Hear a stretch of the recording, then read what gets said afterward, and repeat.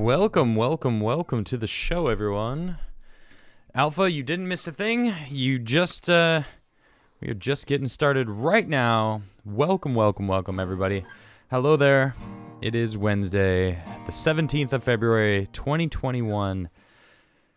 Ah, my goodness, it has been a day. I rollerbladed today. Aggressive inline rollerblading. Yeah, Tim bought everyone in the house rollerblades, and I tried them out, and it was fun. I fell.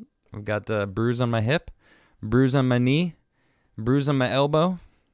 Makes me feel alive.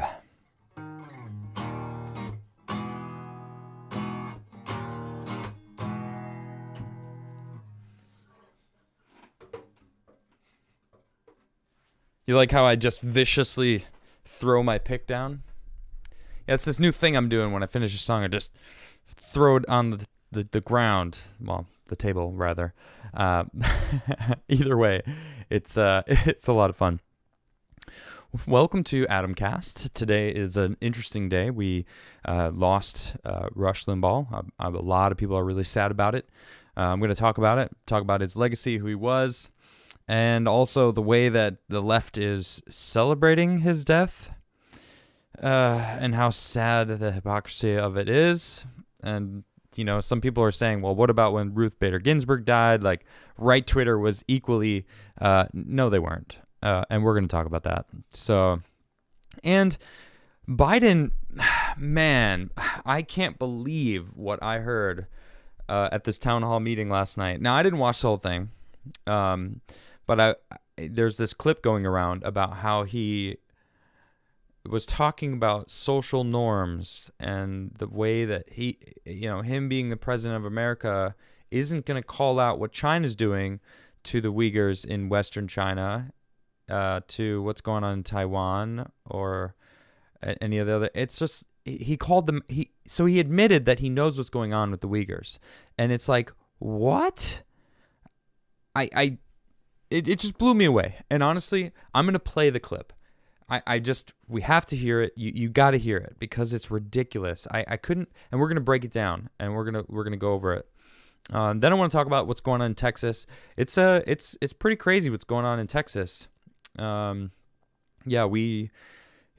were unprepared. Well, I guess, the Texans were unprepared for this kind of weather, and it's interesting how some people are politicizing it. It's a little sad, honestly, how everything is becoming politicized. It's always this us versus them, left versus right. There's God, I'm so sick of this freaking everything's being used as a chess piece to one up the other side or counter the other side. I'm talking about a couple things with the Gina Carano thing. I know I've spoken about it a couple times, but some new interesting stuff has come to light that she didn't even know that she was fired. She found out basically how we did through social media, which is just ridiculous. And then really, like, what's going on right here with Rush Limbaugh, Gina was kind of right with what she tweeted out. So I'm gonna talk about that, with the similarities between the two things. If you haven't subscribed, please do subscribe. It really does help my channel grow. I really do appreciate all of you who do subscribe, and smash that little like button below. I think it's like right there. Smash it. Smash the like button. I love it when you smash the like button. That's my favorite thing. But subscribing definitely does help me grow. The Washington Post article that came out the other day basically said I almost have 200,000 subs. Let's get past 200,000. Help me grow to 200,000. That would be awesome. I would love to basically prove the Washington Post that I'm not just, growing because... what did they say? Because I talk about how masks are... I use my show to basically put down mask wearers and wearing masks and spout propaganda.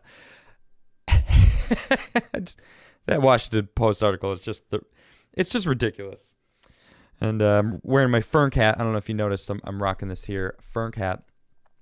So, and also, if you do subscribe, hit that little bell so you know when I go live, which is 6:30 Monday through Friday Eastern time, and that would be fantastic. All right. If you want to donate to me directly, you can by going to my website, adamcrigler.net/donate. I have a PayPal address, Bitcoin wallet, and also a physical mail if you want to send me things like if you want to get a sticker. I'm sending out stickers basically to anyone who sends me a self-addressed stamped envelope. I'll send you a sticker signed by me, yours truly, and it'll be fun. Also, check out my Crigler coffee business. I love coffee, and if you like coffee and delicious coffee, you could check it out. All right. Enough of that. Let's get into this BS. I was floored when I was just like, what the beep? Yeah, I said it out loud. Nisha came in and was like, what was that? You know, because it's rare that something in the news makes me speak out loud like that. Like, did I just hear what I just heard? All right, so this is the clip in question. All right, this is from Joe Biden's town hall meeting with CNN. What a surprise. Of course, it's CNN. And forgive me for the choppy video. I don't know, something's up with my display. I think this is just an old, outdated display. I think that's it. I haven't been able to figure out why it's choppy. It doesn't play it smooth, but I want you all to listen to this. Chinese leaders, if you know anything about Chinese history, it has always been the time when China has been victimized by the outer... I need to hear it too. I can't hear it, so give me a second. All right. I'm just going to start it over. You don't mind. You know, Chinese leaders, if you know anything about Chinese history, it has always been the time when China has been victimized by the outer world is when they haven't been unified at home. So... Okay, so in a time in history of China, so Biden's a Chinese expert on Chinese history right off the bat, right? When they've been victimized by the outside world, listen to that again. It has always been the time when China has been victimized by the outer world. Who's victimizing China right now? The outside world. What is he talking about? Okay, what is he referring to? Because we're here we are now. What's going on right now? China is exerting their dominance on the globe right now. Continue. Is when they haven't been unified at home. So the central, to vastly overstated, the central principle of Xi Jinping is that there must be a united, tightly controlled China. A united, tightly controlled China. Xi Jinping. Not China, Xi Jinping's views. Xi Jinping needs to have a tightly controlled China. Look at the way he's got his fist just... Man, you could say he almost respects the man. He's like, man, that's...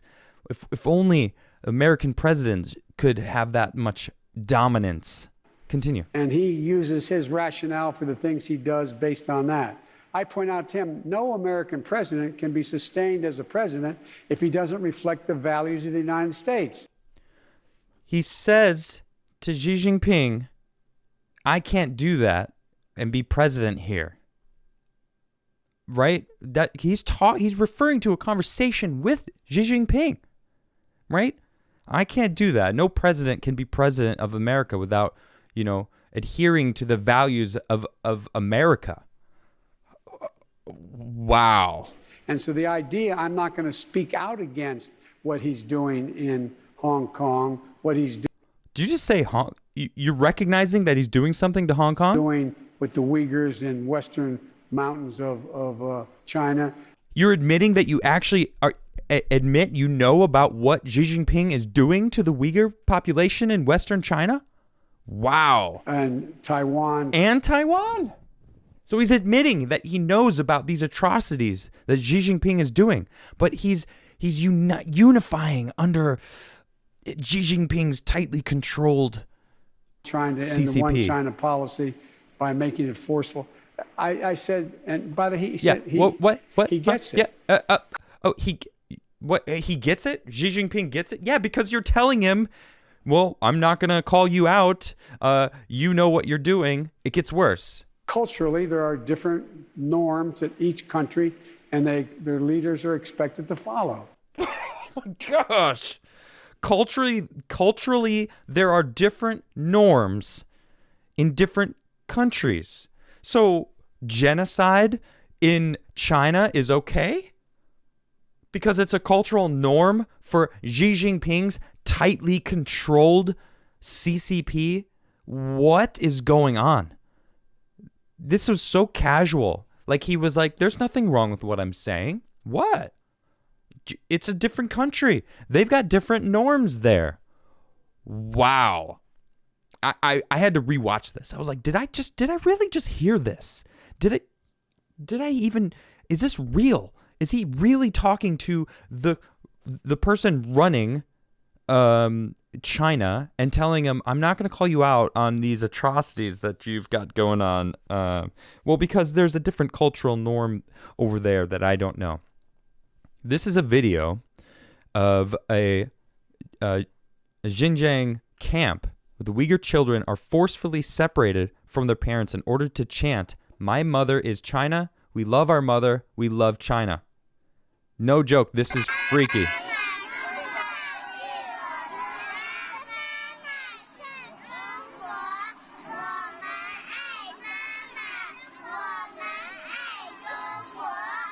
Culturally, there are different norms.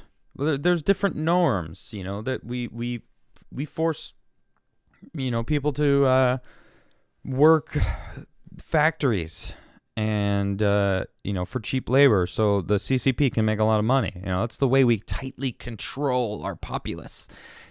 One China. One China. What? How is that not? You're okay with one China, but not America first? People are like, America first is racist. And it's like, what's wrong with wanting a strong country to live and prosper? Because when you prosper, you can help others significantly more. That's kind of how it works. When you're on an airplane, you take care of your own air mask before helping others. Because if you pass out, you're no good. And if everyone tries to help you before they help each other, then everyone's passed out.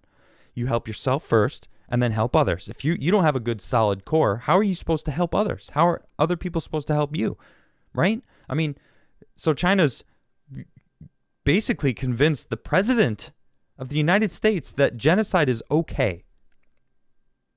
He admitted it. He said it right there. I can't call them out for what they're doing. My goodness. Is he paid? Is he, he was talking to Xi Jinping. Well, I'm not going to call him out. It's culture. The cultural is a culture. It's different there. It's a different place. My goodness. Babylon Bee. I love bringing up Babylon Bee. This is satire. Remember, okay? Fair warning. This is not real. This is satire. Biden defends Hitler's concentration camps. Nazi Germany just had different norms. I mean, but he said it about the Uyghur population, which is, it's concentration camps in Western China. Well, it's different norms. What's the difference? I'm at a loss of words. You're the president of the United States of America. You're supposed to call out atrocities. What? How is that not? At least I was going to say at least acknowledge it, but he did. He acknowledged it. He said, I can't call him out on what's going on in Western China to the Uyghur population. He said their name. He acknowledged that he knows what's going on. But this is the same man who said Antifa is an idea, right? My goodness. I can't believe that I actually saw that today. It's shocking. Now at the end of the town hall meeting, this same one where he was saying this stuff, he said something about we got to be aware of China though, because they actually can eat our lunch. It's like, wait, why does that sound familiar? What did he say in the past that oh yeah, he said China's not a threat. They're not a problem. Biden now admits China can eat our lunch. What is happening? While on the campaign trail, May 2019, presidential candidate Joe Biden dismissed the idea that China was a legitimate economic competitor. What? China's going to eat our lunch? Biden asked during a stop in Iowa. Come on, man. Classic Biden. They're not bad folks, but guess what? They're not competition for us. He argued that China had too many internal issues to deal with to be considered a threat. What were those internal issues? Was it Taiwan? Huh? What? Was it the Western population that wasn't following the social norms of what he said? What was it? The democratic hot zones that China themselves set up, the capitalistic areas that they needed to start the ball rolling to start making money, and then they took the businesses away? Huh? Do you know what Tiananmen Square was about? That's essentially what it was. People got a taste of the freedom because China said, all right, we need to have some sort of capitalistic world so that people will start, making money, and then we'll take it. Well, that was the students standing up saying, no, we like freedom. We want to maintain our freedom. And then they fought for it. And we saw what happened there. The Tiananmen Square massacre, sound familiar? Yeah, scary stuff. Well, now they actually have genocide going on, and we have the president of the United States saying, well, it's a different cultural norm out there. I can't call him out on it. It's like, yeah, because he owns you. That's certainly the view of what I'm getting. Nothing else makes sense. Why would he not call them out? Dude, call them out. Well, now, President Biden had a lengthy call with President Xi Jinping on Wednesday night, and it seemed like things have indeed changed. He now admits that China is making progress in terms of transportation. As such, he gathered together a group of lawmakers to discuss how the U.S. can really start to move on infrastructure. Instead, he recycled the phrase he used in 2019. Last night, I was on the phone for 2 straight hours with Xi Jinping.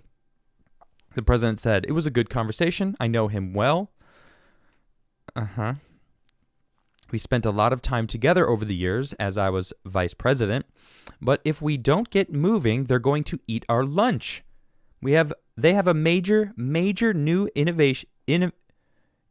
initiatives on rail. They already have rail that goes 325 miles per hour with ease. They're working very hard to do what I think we're going to have to do. Okay, let me break that down. I want to just focus on that last sentence.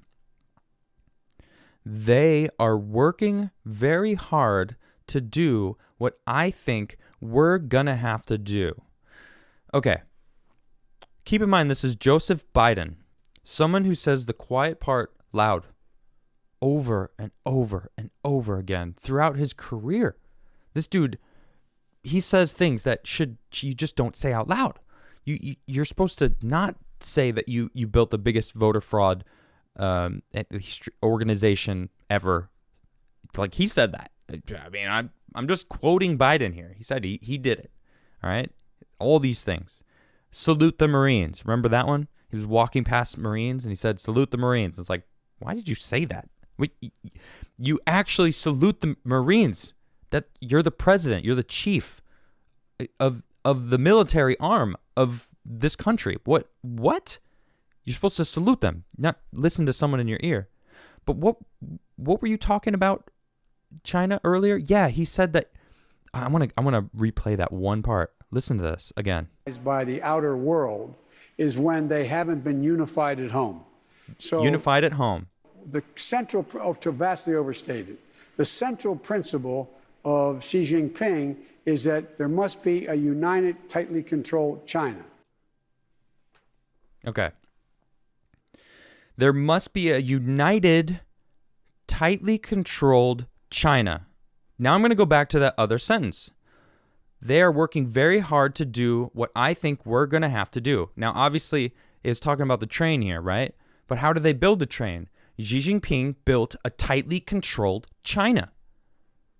No multiple states with their own rules and laws, because we are the United States of America. Okay, each state is its own, we have their own little area, As far as I'm looking at, it's him basically saying, I want to be Xi Jinping. The people who control me want to be Xi Jinping. They want communism. They want the CCP, the Communist Chinese Party, right? They want that here. They want to take over. They want to control everybody. This is what I'm seeing, okay, from a distance. But look at this. He's straight up, he's saying it without saying it. They're working very hard to do what I think we're going to have to do. Are you talking about just building an infrastructure, right? Because I've seen the rail that they built. It's a very intensive and incredible that you can go from almost anywhere in eastern China very quickly on a high-speed rail. Well, they've been trying to do that in California for a long time. I mean, Elon Musk has, his Boring Company trying to do like a new network, but none of it's making it happen. Why? Because all of the regulations and things that we have to go jump through in this country, because we care about the environment here. Well, guess who doesn't? They don't care about it over there in China, right? They're just the CCP. It's tightly controlled. Remember, tightly controlled China. It's like, man, why you seem to get turned on a little bit by the prospects of that. My goodness, dude, calm it down a little bit, please. But to really, spearhead that kind of thing, they would have to tell the states, F off. I'm sorry. We're doing this. We're not sorry. Hey, we're building this lane. Anyone who lives in this line, whatever, we're going to just have to pull the trigger. We got to do it. It's ridiculous. I couldn't believe what I said there. If we don't get moving, they're going to eat our lunch. Okay, so what is your plan? Make lunch together with them so that you can all sit at the table and eat all of our lunches? Because that's what it seems like over here. All right? And I don't like that. And now we got Kamala Harris, she's actually talking to world leaders too. For Biden. She got off the phone. She even tweeted out. She's like, I just got off the phone with, the whatever, Macron from France. Or I don't know. Is it Merkel? No, I don't know. Whatever. I didn't read the article. I just saw it in passing. I'm just like, great. She's still she's talking to more other leaders. I'm just like, is Biden even president? What is he even doing? Gosh, it's ridiculous. I just. I'm over it. I'm sick. I'm sick of seeing how obvious it is, and then like Babylon Bees just like making these perfectly astute satirical articles that are actually like they're literally right on the line of like truth and satire, and it's just there's almost hard to differentiate the two, All right. Anyway, I'm over that. I don't want to talk about that anymore. I want to talk about what's going on in Texas. I'm going to get into this because it's interesting. So we got Jen Psaki. I don't know how to say her name. I haven't actually heard anyone say it out loud. So I only have how I say it, which I hear maybe the P is silent. Someone was talking about it, so it's Psaki or whatever. White House spokeswoman Jen Psaki said that reports show that failures in coal and natural gas contributed to the Texas power shortage that left millions of people without heat following a punishing storm. Interesting, because everyone's been ragging on green energy. The windmills froze, which they did freeze. And plenty of different places. I don't know necessarily in Texas, but certainly in Europe, there's a couple articles that came out that showed solar panels covered in snow that didn't work, that, resulted in a loss of power. But she basically says here, has been some inaccurate accusations out there. I'm not sure if former Secretary Perry made these, but that it was that suggested that. Oh, suggested. Wait for it. Renewables caused failures in Texas's power grid, and actually, numerous reports have actually shown the contrary, that it was failures in coal and natural gas that contributed to the state's power shortages. And officials at the Electric Reliability Council of Texas, which operates the state's power grid, have gone so far as to say that failures in wind and solar were the least significant factors. Okay. So I looked into this. I was trying to figure out what it was.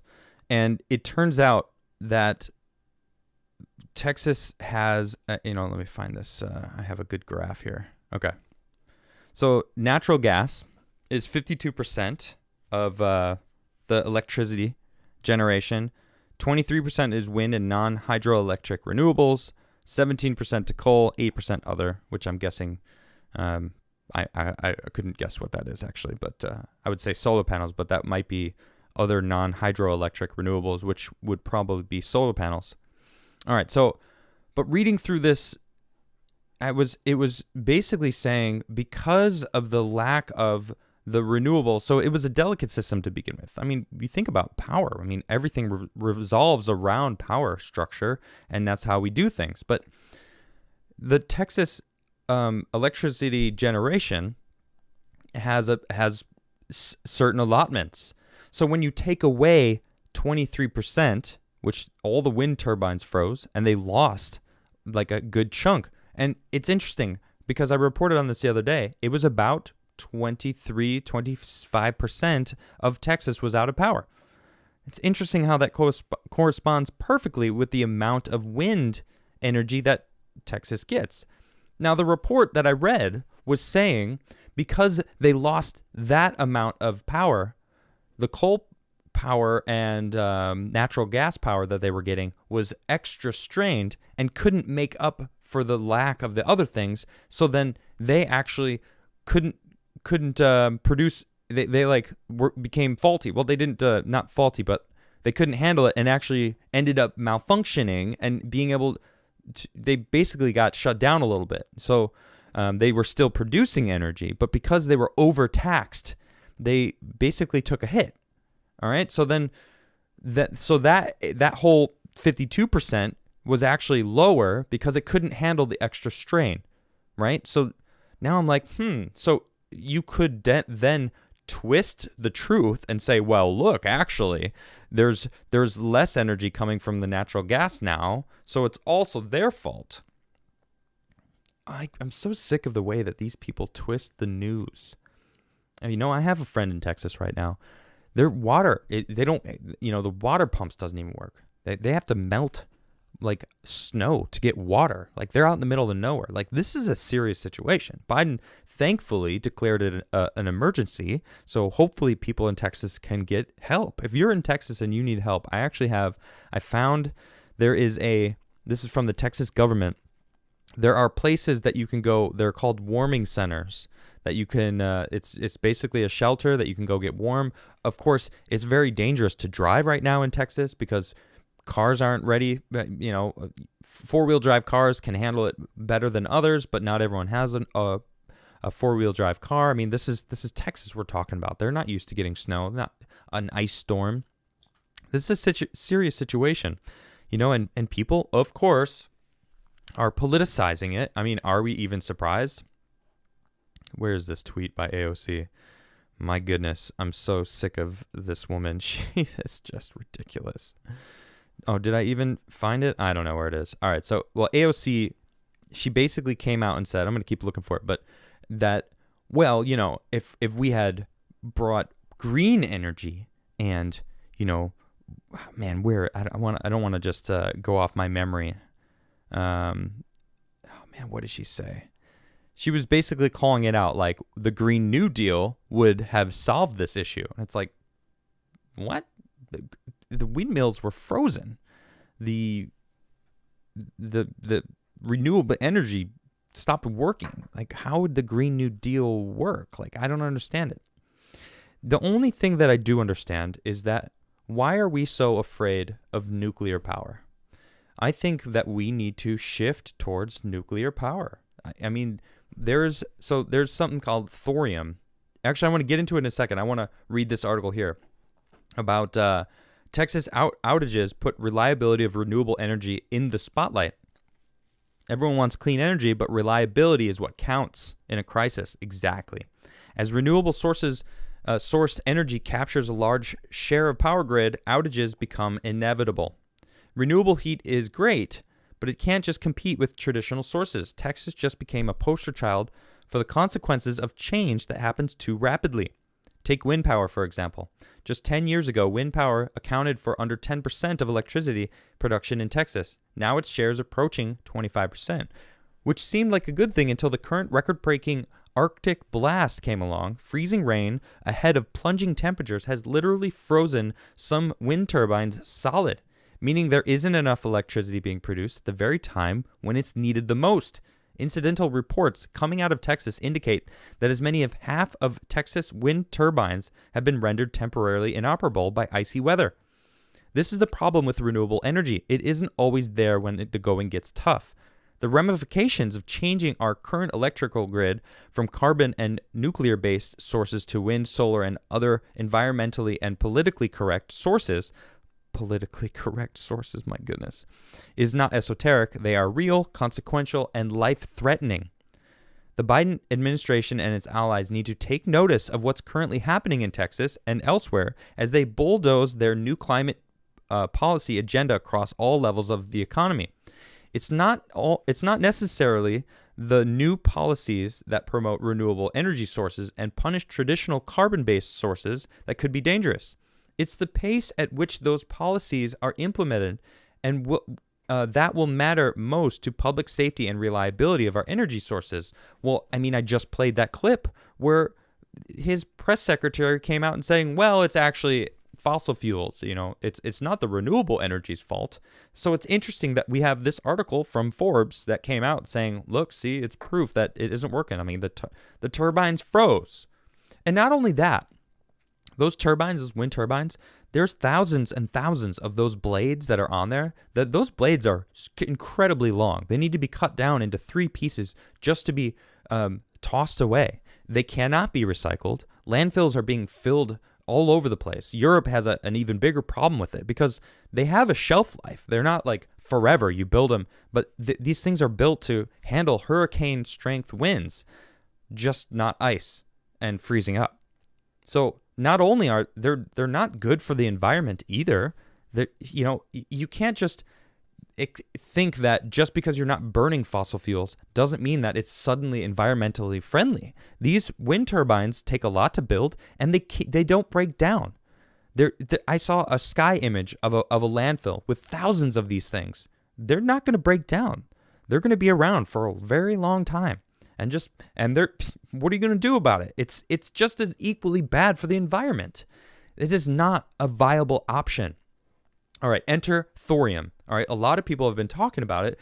I've been talking about different nuclear powers in the past few months. Even yesterday, I had a show about nuclear propulsion in traveling in space, which is a viable option that they are actually working towards.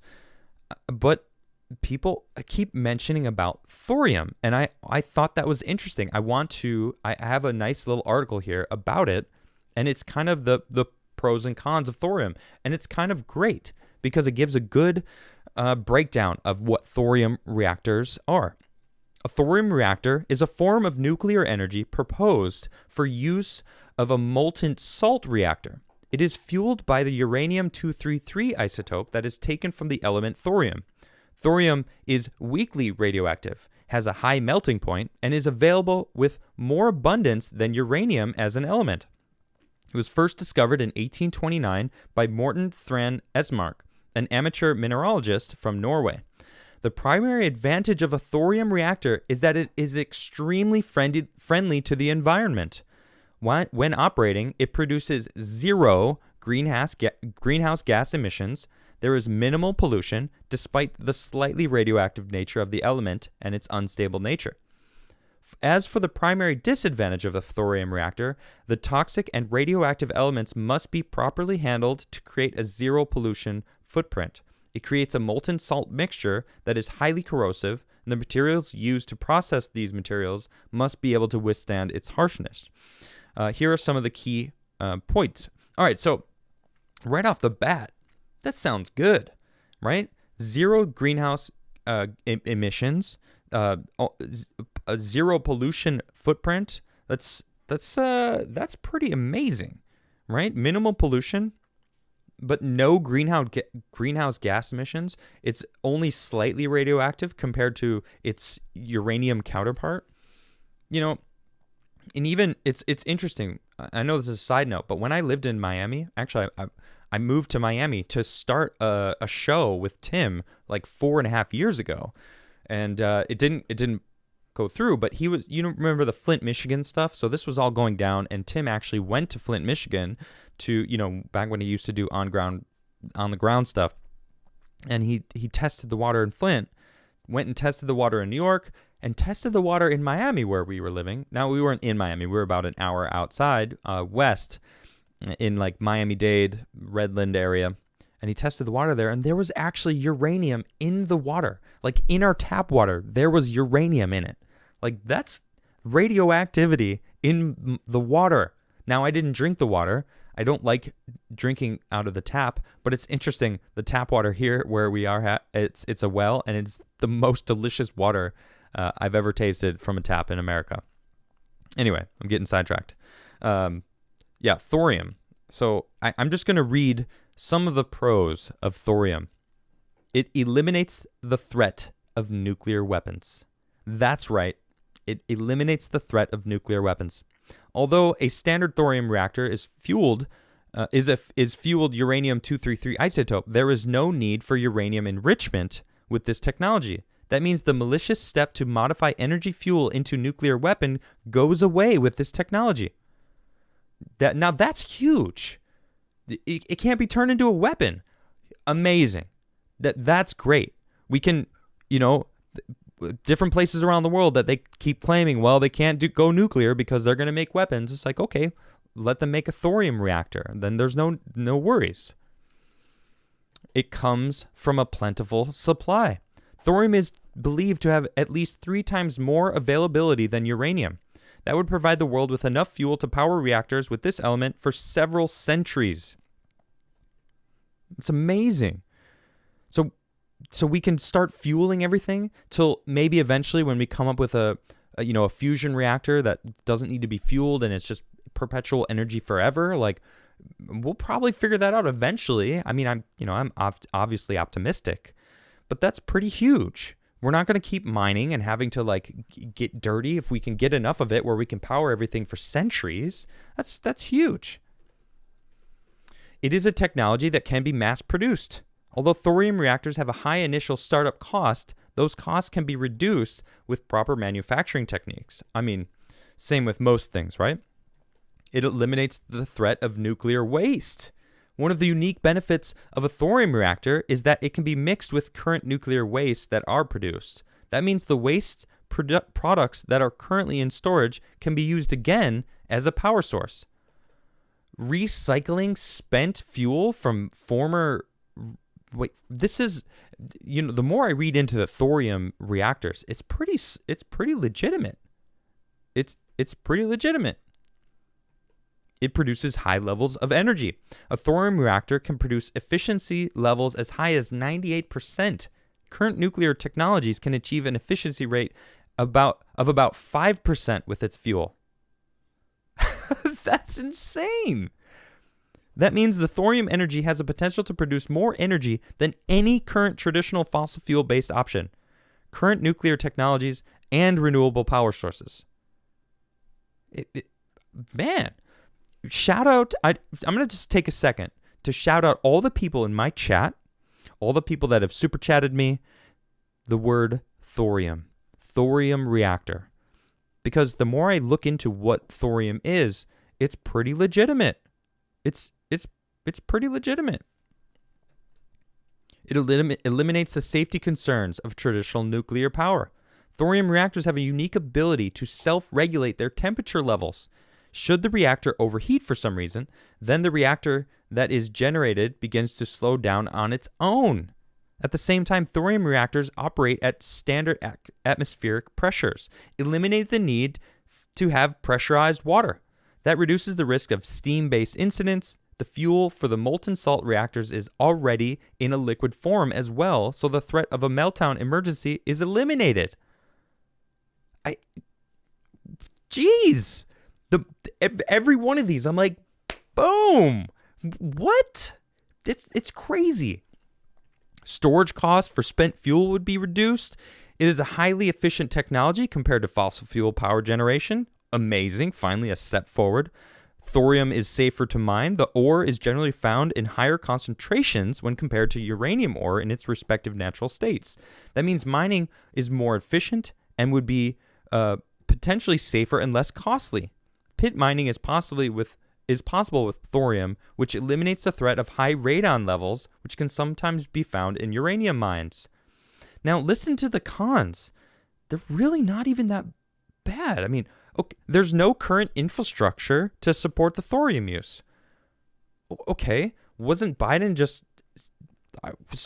seemingly he was saying that we need to improve the infrastructure of America?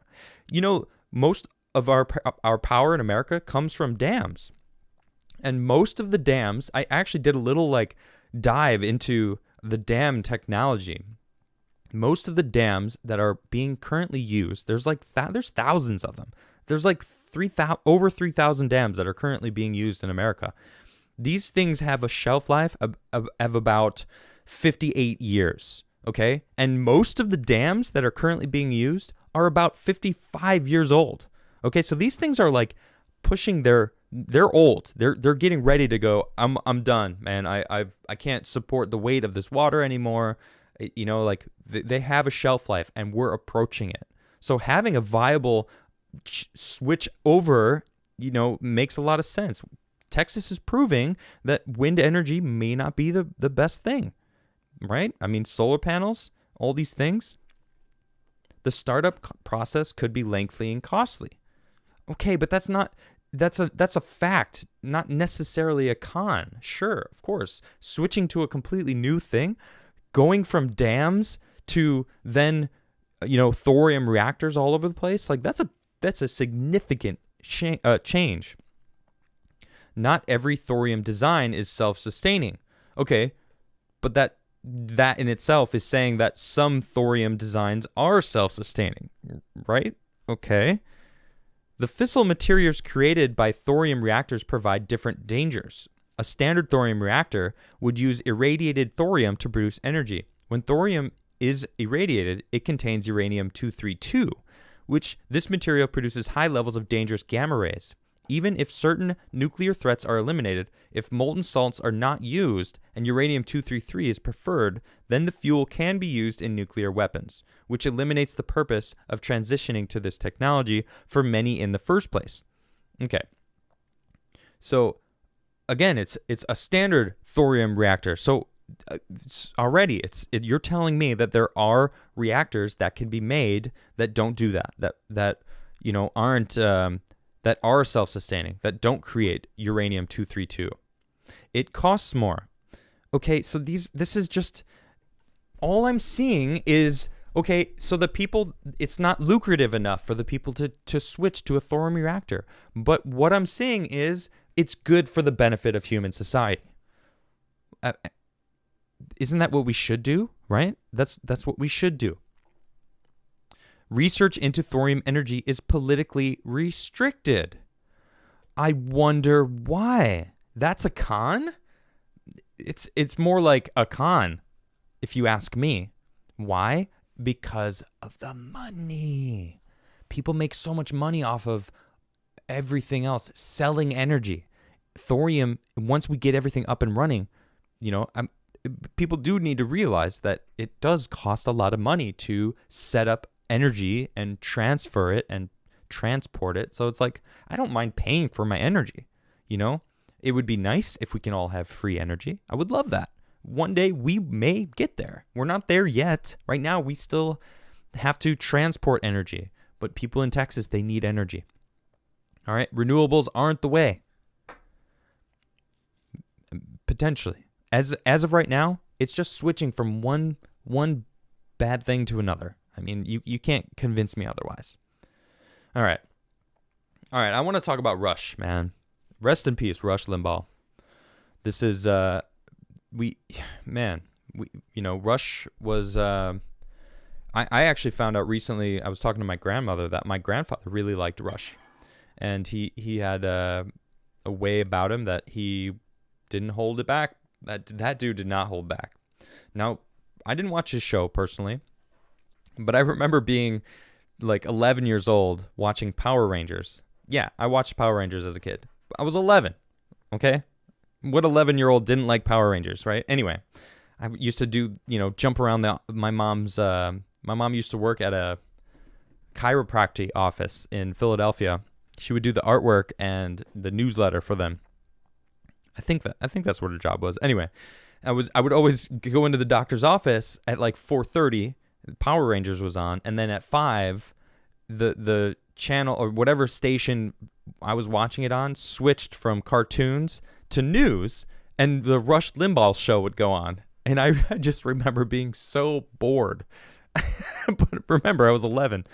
Anyway, that's my little story about Rush Limbaugh. Regardless, though, it's he passed away today, and he meant a lot to a lot of people out there. And actually, this is of course, it's a UK magazine, Daily Mail, but they did a really good job of summing up a lot of Rush Limbaugh. Conservative host Rush Limbaugh dies, age 70, 1 year after announcing stage 4 lung cancer. It's a shame. Let's see, news of Limbaugh's death was announced by his wife, Catherine, on his radio show. I know that I am most certainly not the Limbaugh that you tuned in to listen to today, Catherine, who was married to Limbaugh for a decade, told his viewers. I, like you, very much wish Rush was behind this golden microphone right now, welcoming you to another exceptional 3 hours of broadcasting. It is with profound sadness I must share with you directly that our beloved Rush, my wonderful husband, passed away this morning due to complications from lung cancer. Limbaugh, who pioneered the conservative media revolution, had been diagnosed with stage 4 advanced lung cancer back in February 2020. Days after revealing he had cancer, Limbaugh attended President Donald Trump's State of the Union, where he was awarded the Presidential Medal of Honor. First Lady Melania Trump presented him with the nation's highest civilian honor after her husband lauded Limbaugh as a special man beloved by millions of Americans and the greatest fighter and winner that you will ever meet. And here's Rush behind that golden microphone. And then this is him actually at the State of the Union with Melania next to him. Limbaugh was one of Trump's most ardent supporters. In his first interview since leaving office, Trump on Wednesday paid tribute to Limbaugh in a phone interview with Fox News. He said, Rush is irreplaceable, unique. He had an audience that was massive. People, whether they loved him or not, they respected him. And I had to stop right there. When I was reading this, and I was like, you know what? That doesn't feel right. That doesn't feel real. I had been on, I'm on Twitter. I'm watching what was going on, and it was sad to see the way that people were celebrating his death. And I just have a few examples. Like I'm not gonna get into it too deeply, but I mean, oh man, I just accidentally closed that. Hold on one second. Well, actually I could bring this one up. Look at this. So this is from Jack Posobiec. Remember what you said about RGB, Ruth Bader Ginsburg? I am so happy right now. And Jack said, my followers and I held prayers for Ruth Bader Ginsburg when she fell ill. You are in a cult. Yeah. I mean, when I heard that Ruth Bader Ginsburg died, it was a shame. Like I said, man, she was like a fighter. I thought she was going to live forever. Like that she was working out. She seemed like she could just beat anything. She beat cancer, I think, a couple times before she died. And I was like, right on. And I remember, and I'm looking back in my brain, I'm like trying to figure, like, who was making fun of Ruth Bader Ginsburg when she died? Who was claiming that they were happy? I don't remember anyone, and not one person. And then we got this tweet by yours. You know him best as Tim Cast. I'll just pull this up real quick. When Ruth Bader Ginsburg died, I saw tons of right-wing hate being flung at her and her supporters. It was awful. Stop demonizing your neighbors. Okay. It's something that Tim does. sometimes you're not sure if he's being sarcastic or, on the nose or, what he's doing. So I'm not sure what this is. But man, of course, the comments are, here's Ian Miles Chong said, I don't recall that from any mainstream conservatives. I don't either. From mainstream conservatives? Carlin says, I do. Tim is right. And the right on Twitter reacted to Ruth Bader Ginsburg's death exactly like the left is reacting to Rush's death. It was gross then, and just like it's gross now. No, if anything, and I said, I was looking back, I'm trying to think of like what was going on. I remember people making fun of the people freaking out that Trump was trying to was going to replace her. How dare they do that? It was the right was making fun of the people that were freaking out that she died. I don't remember anyone speaking ill of Ruth Bader Ginsburg. I would like to see those tweets. If you have evidence of that, give it to me, please. Come to my locals page, adamcastirl.locals.com. It's way easier for me to see instead of my Twitter mentions. It's impossible to go through. It's very difficult. I don't go through my mentions anymore. I very rarely. So if you do have it, please just go to my locals and post. Just throw a post up there. I would like to see it. Okay, because I don't recall seeing it. Just like Ian says, I don't recall seeing that. And Carlin, people were hitting her up. Well, post it, prove it. Then. She's like, well, I'm not going to go back and prove it to you. And it's like, well, I kind of want to see it myself because I don't believe it. I was very into Twitter. I was very heavily, a Twitter user because I'm constantly reading news. I follow different senators. I follow different trusted journalists that I've grown to trust their, insight on things of what's going on this world. And, I don't remember this. And I'm thinking about this Tim Pool tweet. And it's like, you know what? I think that's the if you just drop at her, be flung at her supporters, that I do remember. See, that makes more sense. Now we compare what's going on today. People were not yelling at Rush's supporters, okay? They were straight up calling out. Actually, look, we got, I just want to show Salty Cracker. Shout out to the Salty crew, Salty Army.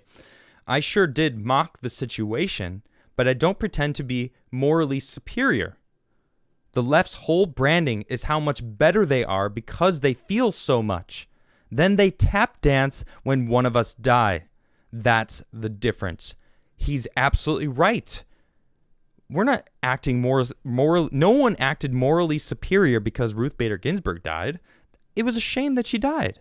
She was a boss. I fully admit it. Like Ruth Bader Ginsburg was a boss. Like she was. I didn't think she was going to die. To be honest, I thought she was going to last a lot longer, and I thought it was a shame. It's a shame when anyone dies. I mean, that's a simple fact. But man, look at these freaking tweets.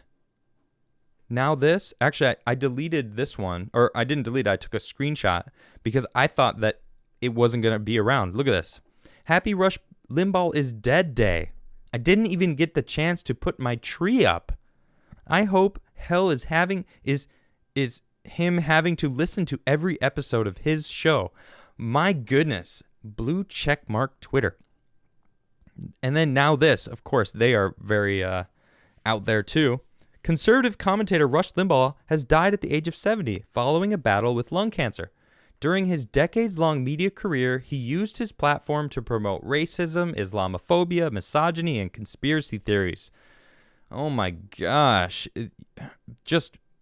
How do they, al-Baghdadi? No, what's his name? I don't remember. There was actually maybe that was what they were saying, some sort of, they treated him like, a prophet, even though he killed killed hundreds of people. But they glorified him in the news. But when someone like this died, they're like, I want to put my tree up and celebrate this. It was, man, hold on. I got to pull up, Chandler's. I want to shout out Chandler Crump because he had a good tweet that I accidentally deleted. All right. So let's see. Where is it? Yeah. He just wrote, here it is. Twitter really is a disgusting place. Good riddance. Radio personality Rush Limbaugh dies at 70, trending with Rush Limbaugh, and good riddance. Also, Rest in Piss was trending. What else was trending with it? It doesn't matter. It's ridiculous. It's disgusting. Yeah, maybe Soleimani. That's what I was. Thank you, Dinglebert. Yeah, that's what I was. Yeah, austere scholar, they called him. They called him an austere scholar. Thank you, Kyle. Shout out to the chat for helping me figure that out. Yeah, the austere scholar. It's like, what?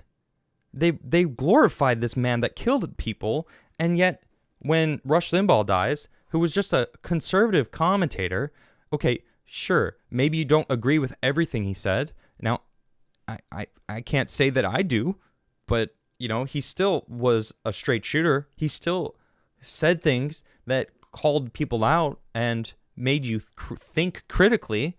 You know, how do you know what is hate speech, what is not hate speech, what is proper language versus non-proper language? What is something that, you know, makes you think critically about a situation? You know, are you going to find yourself in an echo chamber? All I know from what I've heard and read about Rush Limbaugh today is he didn't hold anything back. And I like that in somebody who can give you the full honest truth of what they're thinking with no regard to anyone else. It's like, look, well, at a point you could be rude, right? And maybe he was rude a couple times, but to celebrate his death, it's ridiculous. You know, I've heard plenty of stories from people that I know, you know, in my Discord, on Twitter, of people that are just saying like, man, I wouldn't be here without him. Mike Pence said in the Senate in 2001, I would not be here if it wasn't for Rush Limbaugh. Look at this. Kayleigh McEnany remembers Rush Limbaugh. I am the definition of a Rush baby. She says, America has lost a giant of conservatism, a man who inspired tens of thousands of Rush babies like me to enter politics and media. I can say without hesitation, I would not have entered this field if it were not for those rides in my dad's pickup truck listening to Rush. Amazing. Thank you, because she's fantastic. She's great. I would love for her to run. She was always on top of every single topic, unlike the new press secretary who feels like she doesn't know anything and is making stuff up. Like, she really reminds me of... Never mind, I'm not going to say that. That's... Yeah, I like to stay optimistic. Yeah, it's a shame that this is where we are at right now. And you know what it reminds me of? It reminds me of Gina Carano. Bear with me. I'm going to bring this up. This was her tweet that got her fired. She was calling about, because history is edited, most people today don't realize that they get to the point where the Nazi soldiers could easily round up thousands of Jews. The government first made their own neighbors hate them simply for being Jews. How is that any different than hating someone for their political views? She wasn't comparing being a conservative to the Holocaust. That's what leftist Twitter is screeching about right now. That's not what it was. She's saying this is what leads to that, is the powers that be manipulating people to hate others. They hate Rush Limbaugh. They hate him. They're celebrating his death because he was a conservative and believed views that they didn't believe in. That's exactly what she was talking about. She was right. It is leading to that. People do hate each other right now, and it is a shame. We need to step down from the hate, stop hating each other, and realizing that we all have issues. We all have problems, right? Everyone goes through, life sucks sometimes. That's also a fact. Life can suck for literally everyone. You can't convince me otherwise. Man. All right. I'm gonna talk about this Gina stuff. There's some more stuff about it tomorrow, but that's the end of my segments. I'm gonna get into some super chats. Thank you all for tuning in. Look, if you haven't subscribed to me, please subscribe. I definitely appreciate that. I want to hit that 200,000 mark that Washington Post claims that I'm nearing. Well, I am actually getting fairly close to it, and that's because of all of you sharing my videos, spreading my videos around, smashing that like button, smashing it real good. Smash that like button. Ooh, calm yourself, Bell. Sorry, I smashed the bell. Yeah, hit the bell so you know when I go live, but definitely subscribe. I really do appreciate you subscribing, telling others to subscribe, help my channel grow, and prove to Washington Post that it's not just because I'm some sort of anti-masker being extreme. I'm just giving you my opinion of the news that I'm seeing daily. All right, let's get into these super chats. Mark Robershaw says, the road to 200 million subs. Wow. 200 million. Well, thank you, Mark, for that incredible confidence in my ability to gain subscribers. I have a very long way to go for 200 million. Byron Banks says, without Rush, none of us would be here. Excellence in broadcasting is why you are Adamcasting. Spin the UFO for the first time watcher, my dad. Oh, welcome, Mr. Banks, and thank you for watching. I do very much appreciate that, and I heard how much Rush meant to you, so I'm sad for your loss. And this is a spin for Mr. Banks. All right, thank you for that super chat. Mark Guidetti says, Adam, don't do mainstream media interviews. Also get Avi Yamini on as a guest, and Tom and Nova as well. CCP Delenda EST. Yeah, maybe. I would love to get Tom and Nova together. That would be amazing. I would love that. They're a fantastic power couple. I love that. And I don't know who Avi is, but I will look into it. I heard Glenn Beck actually talked about me on his show today, about the Washington Post article. So that's kind of fun. I haven't been able to see it or find it. If anyone knows where to find that, please go to my locals and post it on my page, adamcastirl.locals.com. Zach just said roll it. I'll roll it for you guys. All right, dice is being rolled. You guys know the deal. All right, it has been rolled. I'll be looking for the numbers. Good luck. Have fun. Roddy says, I'm fairly sure it's pronounced Xi. So Xi Jinping? Is that what it is? Oh, okay. I'm not sure. Mark Robershaw again. GG America, that spine is gone under Biden. I guess that means Taiwan is all alone now. Goodbye, South Korea. America is pro-China. Yay, Biden. Yay, weakness. Well, I mean, I wouldn't say Biden is America, right? I don't think America as a whole agrees with that. All right, numbers are rolling in. We got it. It's Angleby for the win. Angleby, congratulations. Angleby has been a ardent supporter of mine.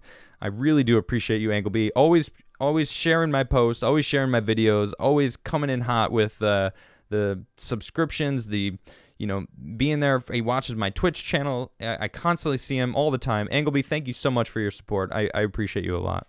You know what? Keep that spin going for you, buddy. Yeah, nice and spinning. Appreciate you, bud.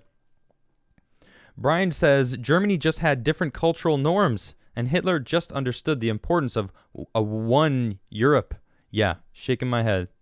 Exactly. And that's why that Babylon Bee article was like, geez, on the nose much? What's the difference? It's the same thing.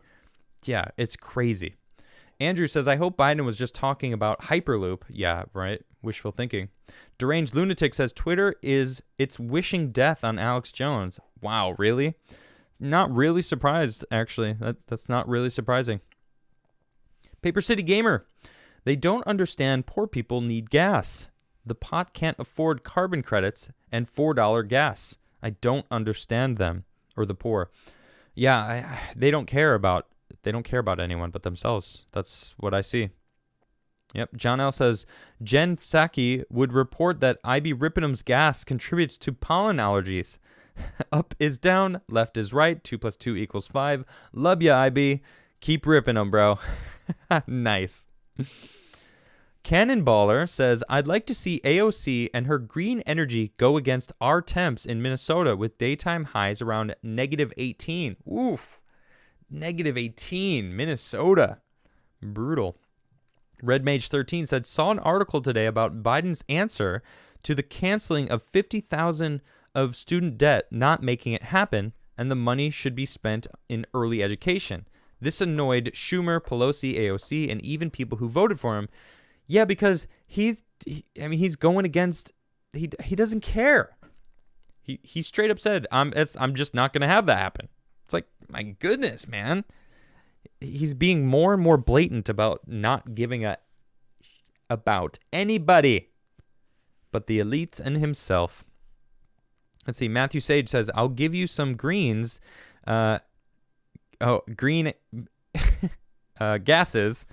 I try not to swear. So, Hydra says, I thought you were talking about nuclear fission. Well, no, I mean there hasn't been advances in nuclear fission. So I talked about an interesting nuclear reactor yesterday that's going to be used for propulsion in space, and also a energy type reactor that takes electromagnetic energy with connection and reconnection, and to try to propel the ship forward. So it's interesting. But no, today was about the thorium reactors, which was very interesting. Chrissy says, reactors take 15 years to build. There's no prototype. Well, it seemed like they had different types of thorium reactors that they can choose from, because they said some of them are this. Some of them are this. Let's see. Mark says, oil people said renewables will be too expensive to even bother with. Renewable people say thorium is too expensive to bother with. Huh? Nani? Mark again says, thorium has Thor in its name. Feel the power. Friendly Neighborhood Sawyer says, accept problem / find a solution. Greener than lying. Yeah, good point. Mavis says, Power Rangers is the real reason I hate O.J. Simpson. They took away my TV show for his stupid trial. Seriously. Interesting tidbit. Smoky Shop Diaries says, when I was young, I lived with my grandparents for a bit. I will always remember my grandpa working in his garden with me, listening to Rush Limbaugh. A treasured memory. So sad to see him go. Yeah, it's always a shame. Power Lasagna says, go, go, Power Rangers. Nice. Mark says, who gives an F about Twitter? Smooth brains. F 'em. Yep. Thumb Ugly says, Adam, when RGB died, it was the far left. They were mad at RGB for dying. I guess that... So I don't really recall much of that. Mark Robershaw says, Ian gets trashed treated like trash on Timcast. Facts. Does he? John L. says, if Democrats celebrate civilian casualties for their anti-gun agenda, they'll certainly celebrate when their political rivals pass away. No depravity goes too far for the church of leftism. Well, that certainly rings true today, doesn't it? My goodness. Redoubt Production says, thanks for mentioning thorium. Working on a college research paper in favor of bringing nuclear power back to the U.S. We'll use that webpage for research. Nice. Right on. Yeah, it was a good article that summed it up perfectly. I found it. I was like, oh, man, this is great. Goes through a lot of the pros of thorium reactors. It was great. Chef de jour says, hey, Adam, here's a super chat. Best wishes for you and your family. Thank you, Chef de jour. Very pleasant. Mr. Jupe says, the Book of Coddling of the American Mind gives a perspective into how the meaning and the use of speech today has been warped. I think I actually have that book over there. I'm not sure. I think it's behind that other book. Yeah, I do. I have it right there. Right on. I have that book. I haven't read it yet. That's great. I should read it. White Lasagna said, Power Lasagna. I dig it. Hey, you should know I actually got all the ingredients to make lasagna yesterday. So I'll be making, I love lasagna. I'm a big fan of lasagna. So I'll probably be making lasagna either tomorrow or today. Holly Movie Star says, Adam, check out the tokamak reactor. It's the answer. It's a fusion reactor. Fission reactors are the current generation of nuclear energy for now. I actually spoke about that yesterday. They're talking about a new space propulsion device using a tokamak reactor, which is very interesting. So maybe that's what Hydro was referring to, because I don't have the article up right now, but if you tune, I actually just released the video. Maybe I didn't release it yet. I have a clip of that segment on my channel that's going to go live. I was going to just do it maybe after the show today. Just, throw it out there so people can check it out. Mark Robershaw says, skip fusion and go to full Dyson sphere. Yeah, I don't think we're ready for the construction of a Dyson sphere, Mark. That's a little much, if you ask me. All right, I kind of ended earlier today. I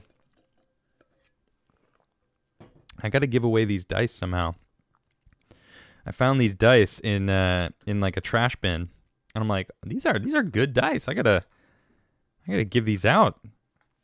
All right, this metal 20-sided dice.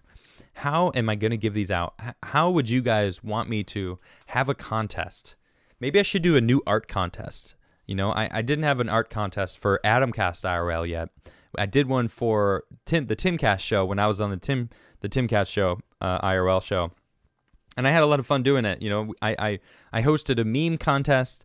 I had an art contest. I had, what else? What was the third contest that we did? And actually, Chet Chisholm won the art contest with his amazing newspaper summoning up the, I think it was the the Krigsville Chronicle, or I don't remember exactly what it was, but it was fantastic. And I found these. I think I might do an art contest.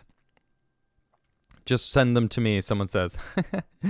Chippy White says, I went to Bill Clinton's inauguration in '93. My high school classmates and I sat on the White House lawn reading Rush's book. 2 years later, I went to NYC and got that book signed on his show. Rest in peace, Rush. Right on. Good story. Mark again says, geothermal is everywhere if you dig deep enough. Yeah, digging deep enough is the problem, though. Not everyone is, Iceland that has, a bunch of, I don't know, geothermal vents everywhere. Chrissy says, the multinational fusion, or ITER fusion reactor 2025. Huh, interesting. Holly Movie Star says China is going for it with their tokamak, but America isn't thinking about its prototype tokamak for another 20 plus years. Truly sad. It's pretty crazy. Power Lasagna. Did you change your name, White Lasagna, to Power Lasagna? Psst, I like dice. It would be actually fitting that I sent you some dice. For those who don't know, White Lasagna is actually the person who sent me the die that has now become a staple on my show. I guess I could put it right there so you guys can actually see. Can I can't slide it under that. I wonder if I can put it on top here. Oh, all right. The UFO just rolled the die. All right. So that happened. It landed on the table. So look, check it out. It's been rolled. I'm not going to tell you what it is, but you know the deal. George D says, Adam, jump on Avi Yemeni YouTube channel and watch the Melbourne Gov removing journalists and trying to have them arrested for doing their job. Wow. Man, what's going on over there, yo? It's pretty insane. Someone actually in chat just said, shout out from Australia. In Victoria, they just lifted the lockdown. So I don't know if that's actually true or not, but that's interesting. Right off the bat, we have a winner, Christian Gibson. Congratulations. It was 8. The UFO just rolled an 8. Congrats. You won absolutely nothing, but I did shout your name out. Jefferson Eagley says, have Isaac on, ask about Dyson swarms and nuclear power. I have had Isaac on. He's great. I really enjoyed my time having him on the show. And I would love to have him back. He's fantastic. We got into a bunch of fun stuff. And lots of things are happening. Tomorrow actually is the Perseverance is going to be landing on Mars. Hopefully everything goes well. I'm very, very excited about that. It's a nuclear-powered rover that has all sorts of new experimental technology that's, experiment devices to experiment on Mars, and they have a rotary helicopter. It's going to be flying around, taking pictures. They have a microphone, so we're going to be able to hear what it sounds like on Mars. I have a feeling it's going to sound like wind, a lot of wind, but it's Martian wind, so maybe it'll be red. Maybe it'll sound red because red planet. Anyway, all right. Yeah, but that's it. Maybe I'll just play a song. You guys want me to play a song or something? I don't know. If you guys want me to play a song, let me see some musical emotes in the chat. And I'm going to roll the dice one more time. And you guys can give me some musical and guess if you'd like. And might as well just grab it.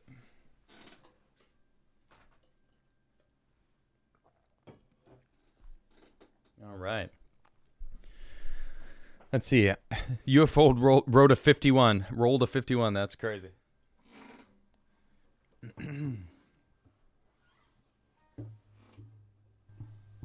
All right. I have my guitar now. Yeah, red noise. You like that? John Doe says freely. Christian says play the Forge. All right, freely or the Forge. I'm only gonna play one song right now.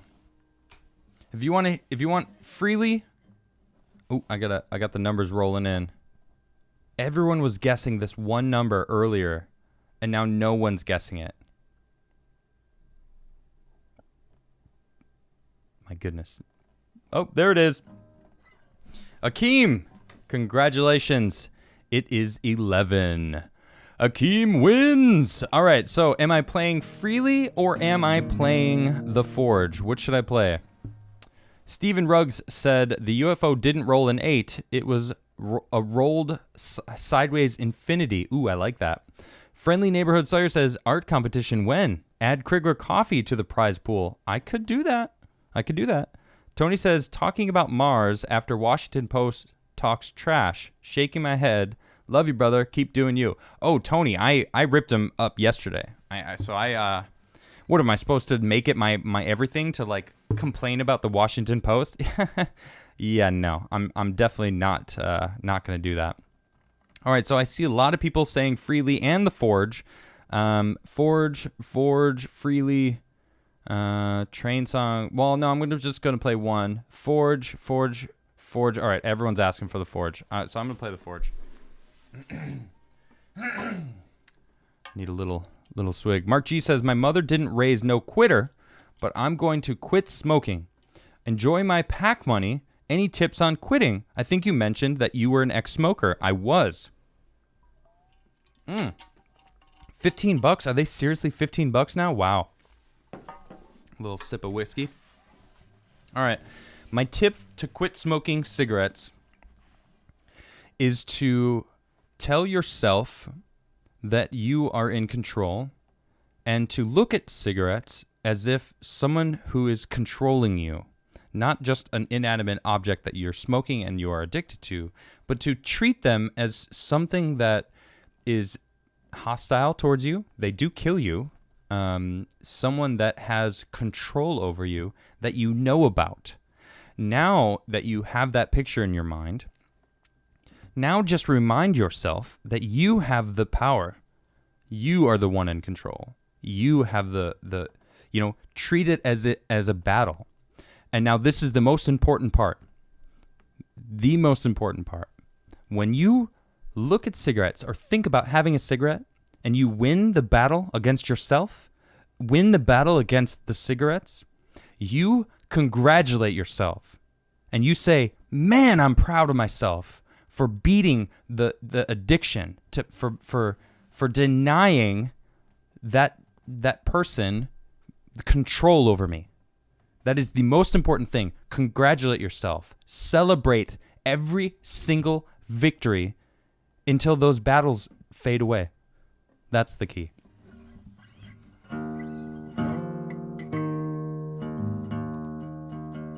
Yep. And good luck, Mark G.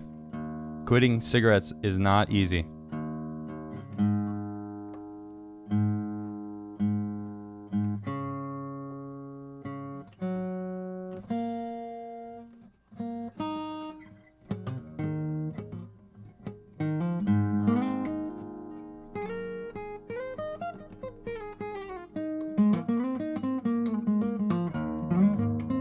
I smoked for about 15 years, Randall.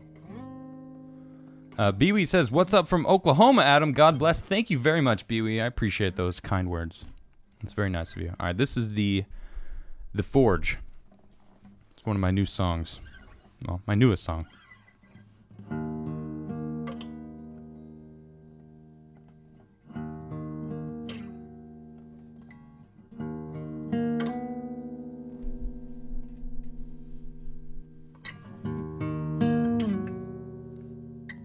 You fear what you don't understand and place blame on anyone you can besides yourself. You should be ashamed, 'cause you're responsible on how you handle change. Hold yourself accountable.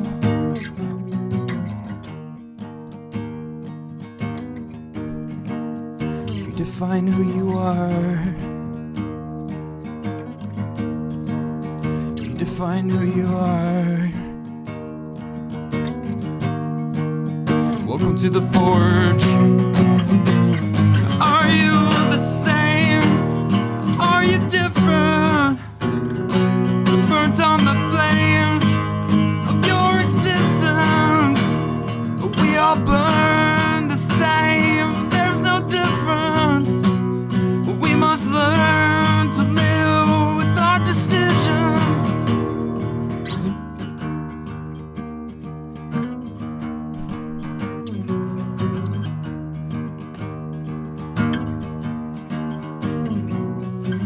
Life, call it what you will. It's a blessing or a curse, depending how you feel.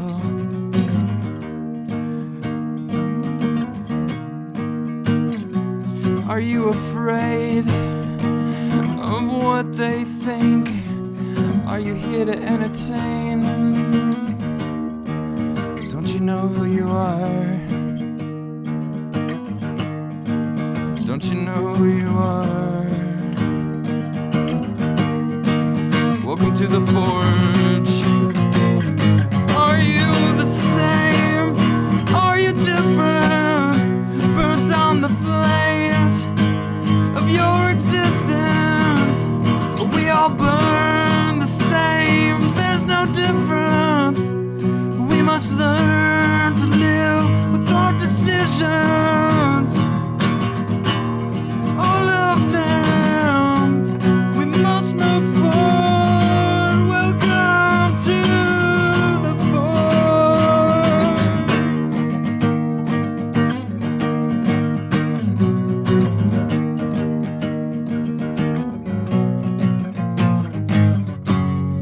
Oh man, I was not ready for that song. Woo! Okay, yeah, I'm only gonna play one song. My voice is not feeling it today. All right, so random tidbit.